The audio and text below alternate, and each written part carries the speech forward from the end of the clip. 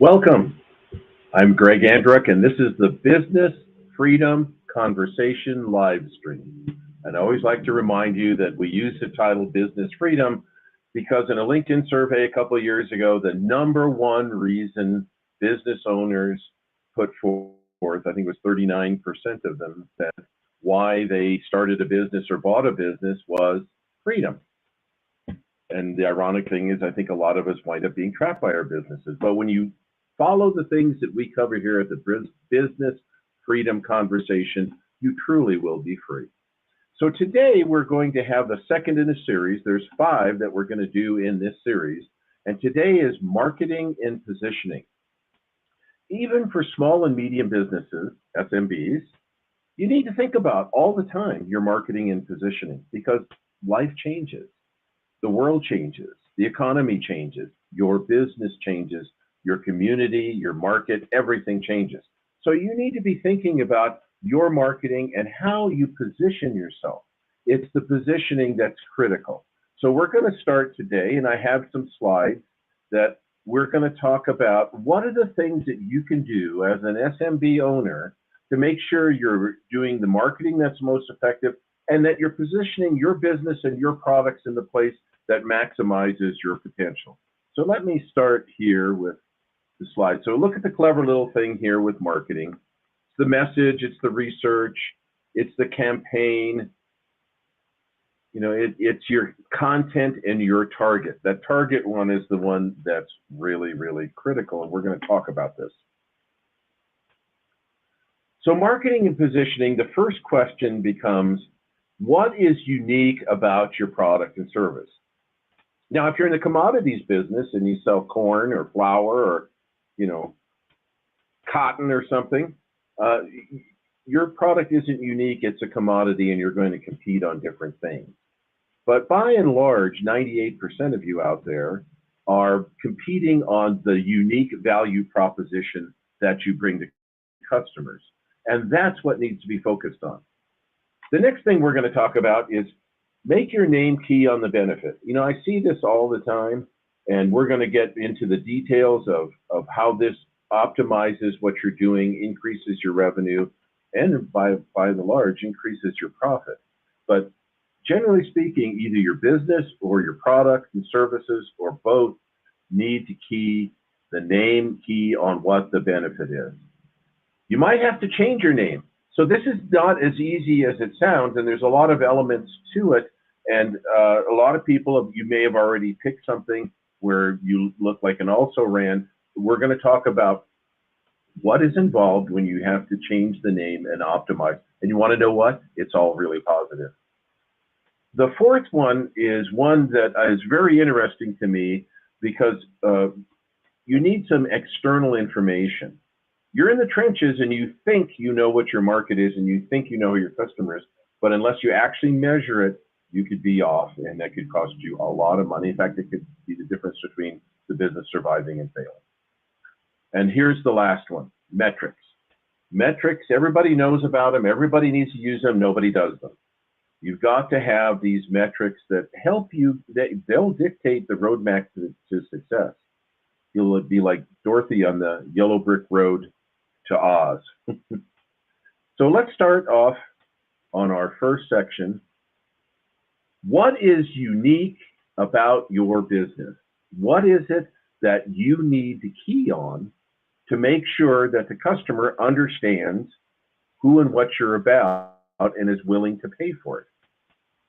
So here's our next one. What is unique? See a little flower that's sticking out, everything else is blue, and there's the yellow flower. That's what you want to be. This is what you're striving to do. So what do you do that is different from the competitors? This is critical. You have to come up with whatever it is, and it may seem small to you, but it's not.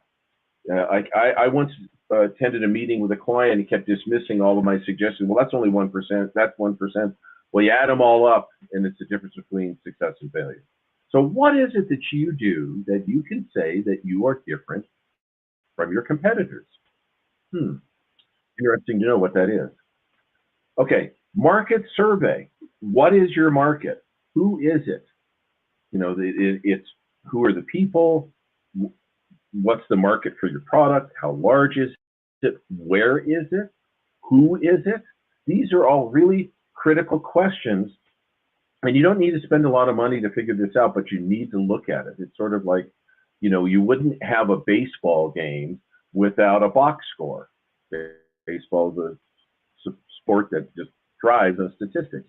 But so is football and basketball. You would not have a professional game, and if you're in this for money, you're a professional, without figuring out who your market is and where you're going to exploit them and maximize what you're doing. This is really critical. Don't take it for granted. And here's the other thing. You have to look at this fairly often. Every 6 months, no later than a year, do some formal evaluation of your market because things change. The other thing is, what are your price points? That could be the thing that you're different about, is your price point. Competing on price in an inflationary world is interesting, but this is a critical one, that you can differentiate yourself simply by what the price point is. But you have to know, why do people buy your product? What do you do that is different that causes them to come to you? Where and what, and how much is your market? And that'll help you determine those price points. And you kind of live or die by the price point. Anybody worked on Amazon, you got to have the best price to be featured. And we talked about a little bit about this before. Do you have a commodity, or is there some proprietary difference in your product or service? And it becomes really important that this is the thing that you lay in front of the customer. And you all know this intuitively. The problem is actually doing it and measuring these things, sitting down and saying what it is. And when you sit down and look at it, you may find opportunities that you didn't take before. And this is why you need to take a look at, again, what is proprietary about your product. If there's nothing proprietary, what is unique about how you deliver it, price it, position it? That's the critical piece. So what happens here is, when you start looking at what your market is, that's when you can start evaluating what the product or service extensions are. The extensions are the path to profitability. I can't tell you that when you start telling people that you specialize in what they do and you can prove it to a point, that's kind of a product extension for you that also helps define where your market is and can help you move up the price point scale. They won't be the largest business for long. I believe Amazon's going to overtake them sometime this year. But Walmart, the world's largest business by transaction volume in the world, had a major profit increase and a major sales increase, and along with that, a major price increase. And you might ask, how did Walmart do that? It's hard for a business that big to do big changes in their revenue and profitability. Well, they did these 5 steps. They determined what did they offer that it was different. They did a market survey. They went the opposite. They're famous for their price reductions. They had large price increases, and they focused on a higher demographic market. And that beefed up their margins, but strangely enough, drew also a volume increase. And this, you could almost look at it that was a extension of who they were appealing to. And that moved the world's largest business. And I think their profit increase in the first quarter was 86% or something. It was huge. But that's them now making themselves available to people that probably didn't consider them or look down their nose at them before, then all of a sudden woke up and say, wait a minute, why am I paying more for this? And the amount they were paying was less than they would get it through their traditional channels, but it was more for Walmart because they were a higher demographic customer. These are all the reasons why you need to measure these things, and that came into them in the market survey.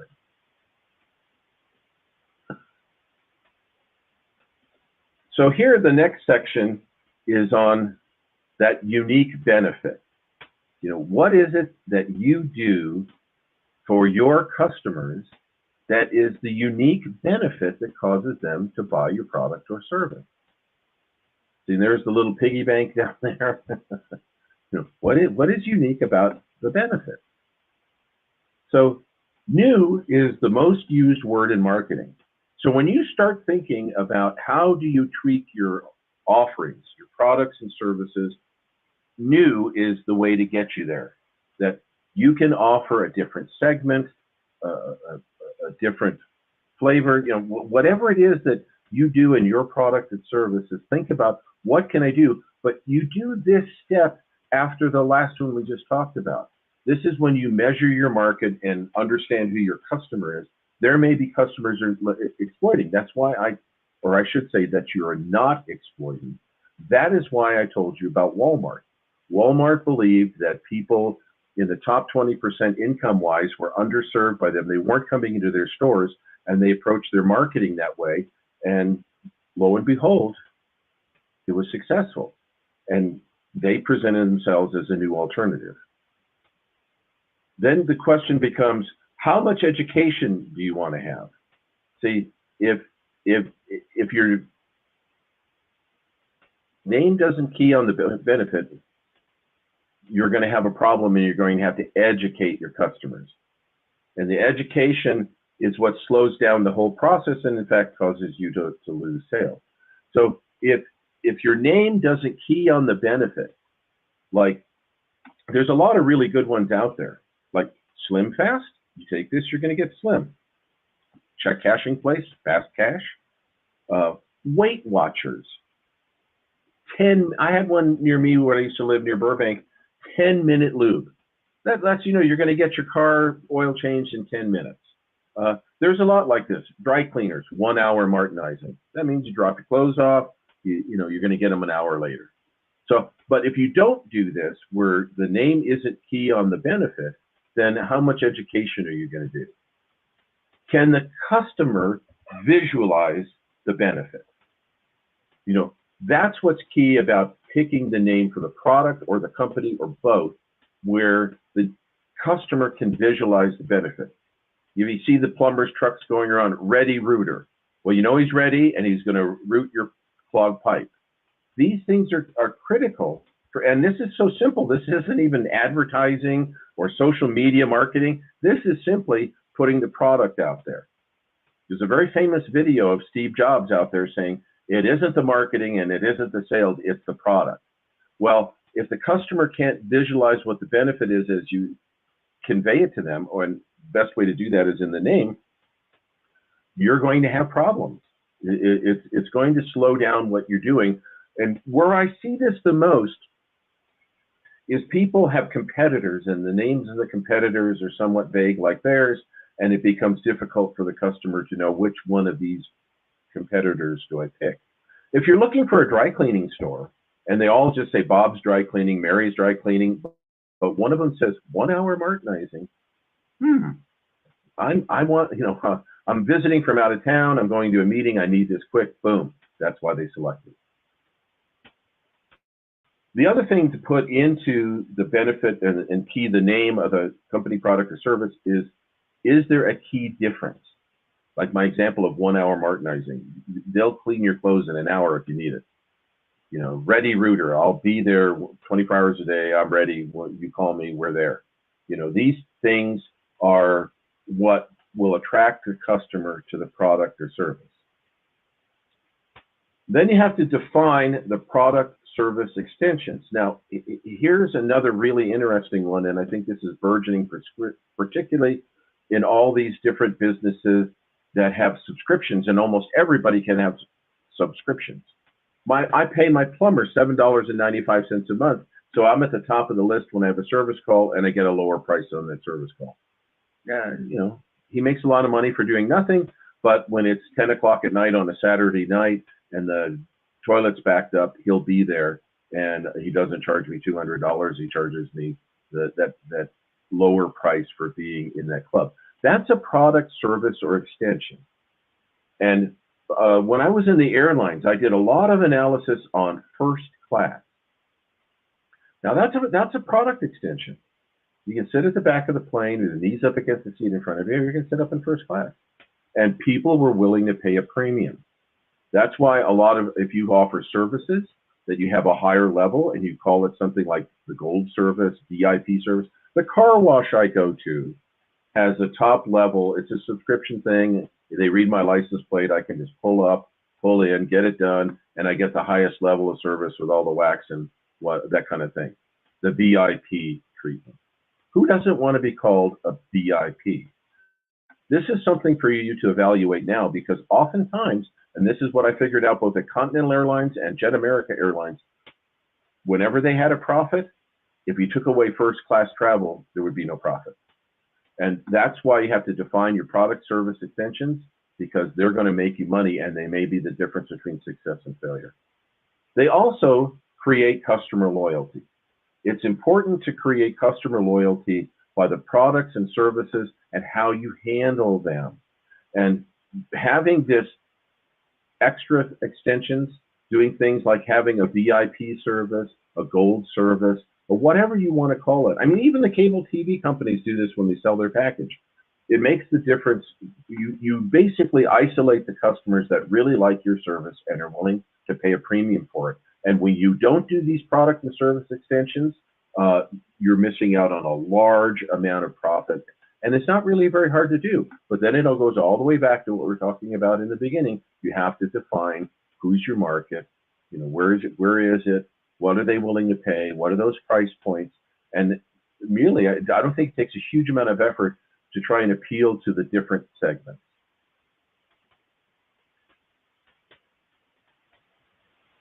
So here's the thing that's a little more difficult of how do you change the name, or how do you pick the name if you're starting out? And this is a super critical part of the process. And we're going to talk about this and help you kind of see what that big difference is. And you know, what's funny is there's not really that large a difference, but it's a big difference at the end of the day in the performance. So what's in a name? You know, the syntax, the rules, the resources, you know, the whole thing. What is in it? Well, it's very important. And that's why we were keying on what is unique about your business, products and services. And now we're looking at it, well, get the name lined up, and the one becomes, how do you do that? How do I make that happen? Okay. Well, new is the most used word in marketing. New is where when you determine there's a segment you can appeal to by coming up with your gold service, your VIP, a different product, or the same product. You know, I've worked with some people that the name of their product is the same of about 7 or 8 competitors. Well, you got to break out. If you don't break out, then you're in the commodity business, really. So when you want to introduce a new name, even for your same product, new, just remember that new is the really critical one. You start at the product or service level. So you may want to eventually rename the business. We've talked about business names already, Ready, Rooter, you know, 5 Hour Energy, all that kind of stuff. You know what it's about. But if you have a generic name and your product name is product or service name is the same as other competitors in your space, then start your new service and create a product or service level that you can put the new name on. It doesn't matter if it's the same as the old one. It's going to appeal people. You're appealing to your potential market segment's view of the product. And everybody views things differently, and this is going to allow you to line things up. Roll out the new time with incentives. So what I mean by that is when you have to create a campaign for it and roll it out that gives people incentives. To a certain extent, maybe price incentive, give them additional service, whatever it is in your product or service industry that you can enhance this during the introduction. And one of the things that rolling out the new item with an incentive is that you can have a date certain. So it's critical to use certain elements of gamification. And one of the biggest elements of gamification is that the availability ends at a specific time. And that will get people to look at it. If you don't put that on a new product introduction or a new naming of the same product, it just slides forever. You've got to come up with an incentive, and the incentive ends at a specific time, and people will be focused around that. It's not unusual to have different names for different price points. Let's go back to the car wash example. The car wash that I go to and subscribe to, isn't that funny? I subscribe to it. They have 3 levels of service, and it's all based on the name of the premium. And so for different price points, make your product or service look as different from the previous one as you can, and offer more items, and then go after those different segments, a la Walmart going after the top 20% earners to bring them into their store. And again, I've already said this, offer premium services with a premium name. People just eat it alive. Look, I mean, look at American Express. You know, you got the gold card, you got the platinum card, you got the black card, you know, you can get the rose gold card. People appeal to this, and the people, what the important point is not that you can have a higher price for something like this. It's the fact that the customer is going to identify with it, and it's going to get them significantly more committed to the sale because they identify more strongly with it. So there are the elements, the 5 elements about you might have to change the name and how you make that work for you. So, okay, here's the next one. So are you on target with your people? What do you have to do to make sure that you're on target with your customer? And this is one that's very frequently overlooked because people think intuitively they know their customers. But I have yet to be to a single client that when I didn't take their data and ran the numbers, that they were selling something different than what they told me when we first met. And this is all part of it. So are you on target with the bullseye of hitting the right customer? You know, so a demographic survey is basically the road to riches. So a number of years ago, I did a consulting job for an insurance brokerage. They needed to sell 1,100 policies a month. They'd just been purchased. They needed to be selling 1,100 policies a month to be break even, and they were only selling 250 policies a month. So I convinced them that they were advertising. It was a Spanish-speaking insurance brokerage, and they were advertising on the Dodger games because they intuitively felt that males aged 18 to 25 needed their car insurance the most, which was true. They did.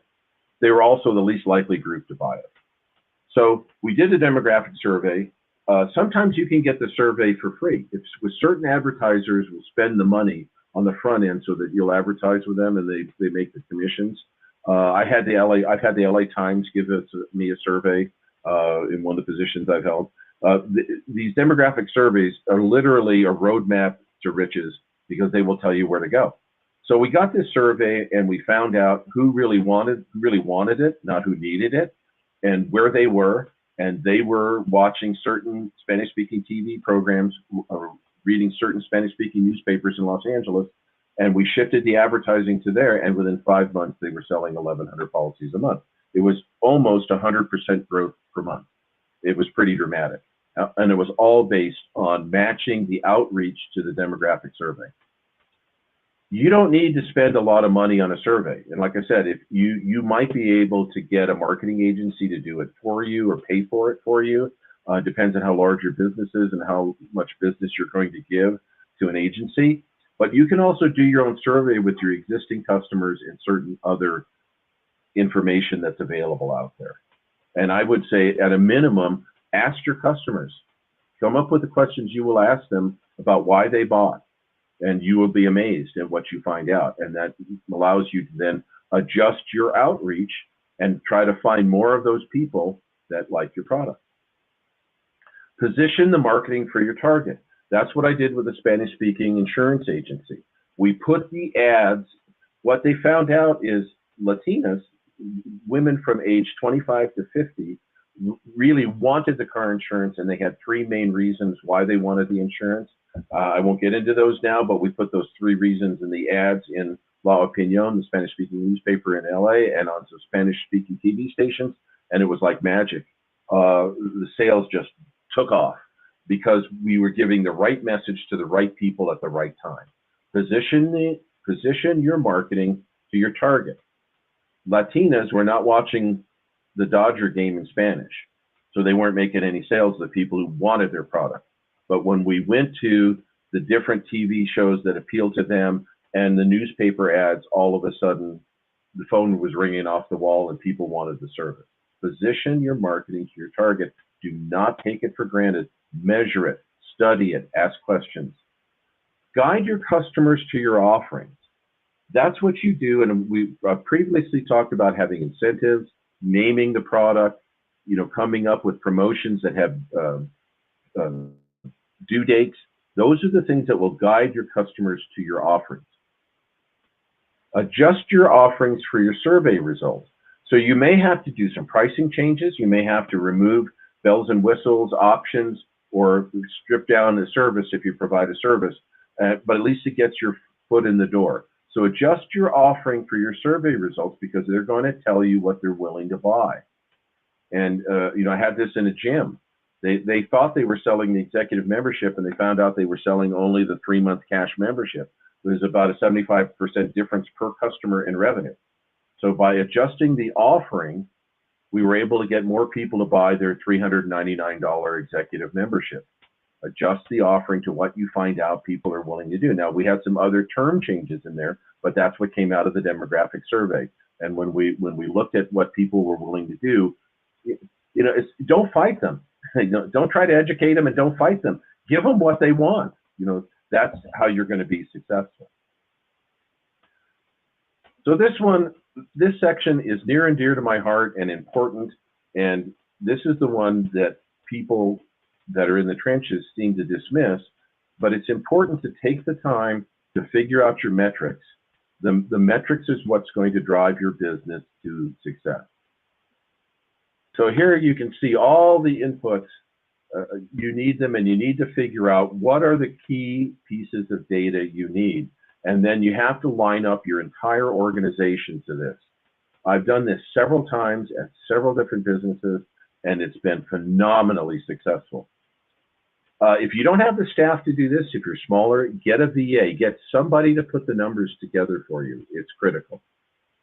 The metrics will dictate your actions. When I was the CFO of City Seafoods, a $100 million a year seafood distributor, I had a report generated at 5 o'clock every morning so that the general manager of the 3 locations they had across the country could see what the margins were, because they were having issues with what was going out the door and at what margins and what deal salesmen were making. Metrics will dictate your actions of what you have to do to hit your goals. I believe you should have daily, weekly, monthly, and annually metrics. And you need to tie the people into your organization to this. They need to know what's happening daily, weekly, monthly, and manually. And if you take the time to do this with the people that work for you, the dividends will be enormous. The organization will move in the right direction. Key incentives off of all metrics. When I was the CFO of Jack LaLanne's Health Spas, we started tanning beds in the spas, and we gave the salespeople a $5 commission if they sold a $100 book of tanning. I think normally the price would have been $120 to the customer for 10 sessions, and for if they gave us $100, they saved 20%, and we gave the salesperson $5. In one of our locations in Costa Mesa, in 1 month we sold $100,000 worth of those books, because those salesmen wanted the $5 incentive. This is why your employees need to be keyed into the metrics and the numbers, because your performance is going to take off. I use this a lot. This is our final thing here. IFR means instrument flight rules versus visual flight rules. Be a professional pilot of your business. When you get on Delta or Southwest, those pilots can fly in all weather because they use the instruments. Use your metrics. Demand the metrics daily, weekly, monthly, and annually, and follow them and key your performance and the rewards for performance to those metrics. When you're not doing it, you're a visual flight rules. You can only fly in good weather. And in this stormy economic environment we live in, you need to be able to follow your metrics and survive.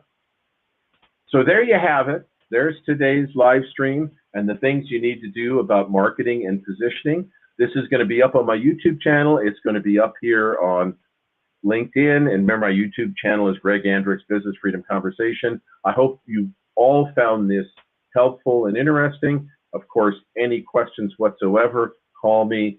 Phone call's free. Love to talk to you. Thank you for watching. Good luck and good business.